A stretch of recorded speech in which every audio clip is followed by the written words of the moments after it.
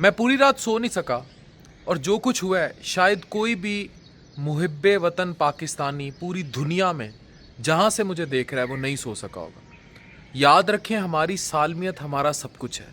آج یہ جتنے گھروں میں پیسفل لوگ سوئے نظر آ رہے ہیں وہ اس لیے سوئے میں ہیں کیونکہ ہوائیں محفوظ ہیں، لیکن رات یہ ہوائیں محفوظ نہیں رہیں۔ بہاولپور میں آگ تھی آسمان پر اور 70 کے قریب طیارے تھے جنہوں نے میزائل ٹارگٹ کیے پاکستان میں، اور وہ اپنی ایئر سپیس سے ادھر داخل نہیں ہو سکے کیونکہ کوئی ہماری حفاظت کر رہا تھا۔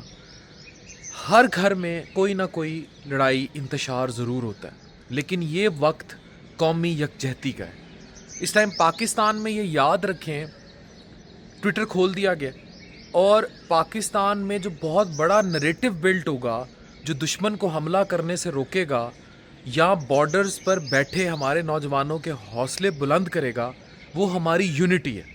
آج مجھے ایک بات کا جواب دیں، انڈیا نے میزائل داغتے یہ سوچا کہ 3 سال کا جو بچہ ہے وہ میزائل سے کیا، 3 سال عمر تھی، 9 عورتیں دیکھیں اور 8 پاکستانی کنفرم شہید ہیں، 35 کے قریب زخمی ہیں۔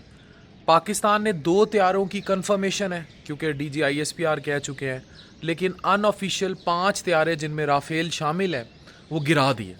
لیکن سوال یہ ہے کہ گرتی ہوئی اکانومی میں دونوں طرف غربت انڈیا میں بھی بہت ہے، تھرڈ ورلڈ کنٹریز اور جو ویسٹ ویپنز خریدنے کی وار امپوز کر رہا ہے اس میں نقصان کس کا ہے؟ دونوں طرف نقصان ہے۔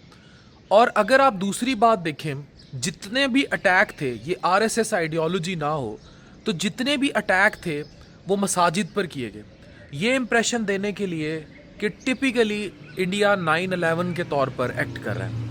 آپ کو بھی پتہ ہے کہ انڈیا کشمیر کو اسی طرح کا رنگ دینے کی کوشش کرتا ہے جیسا وہ امریکہ کی آئیڈیالوجی کو کاپی کرتا ہے، اور اسی آئیڈیالوجی میں وہ ان کی فریڈم فائٹ کو اس کے ساتھ سبمرج کر دیتا ہے۔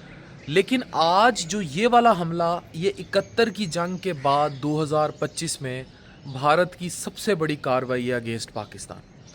اب ایسے وقت میں قوم کو کیا ہونا چاہیے؟ قوم کو ایک ہونا چاہیے، قوم کو متحد ہونا چاہیے۔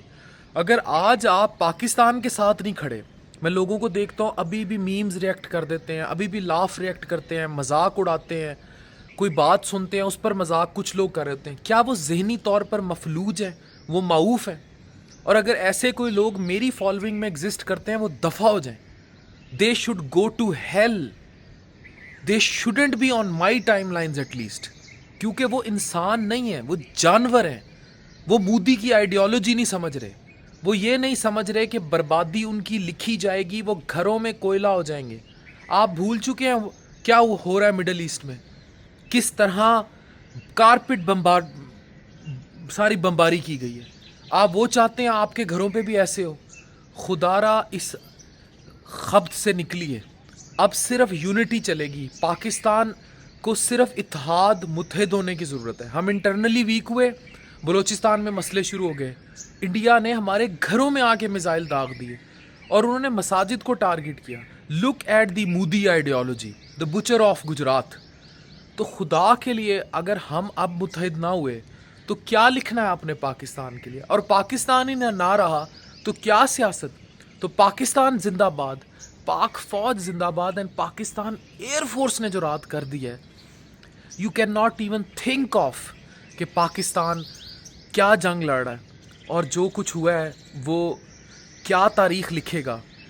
نیوکلیئر ٹریگر پوائنٹ پہ ہیں ہم، نیوکلیئر ٹریگر پوائنٹ پہ، اور کیا ہو سکتا ہے؟ خدا را میں اپیل کرتا ہوں آپ لوگوں سے، پاکستان کے لیے اکٹھے ہونا ہے۔ پاکستان زندہ باد۔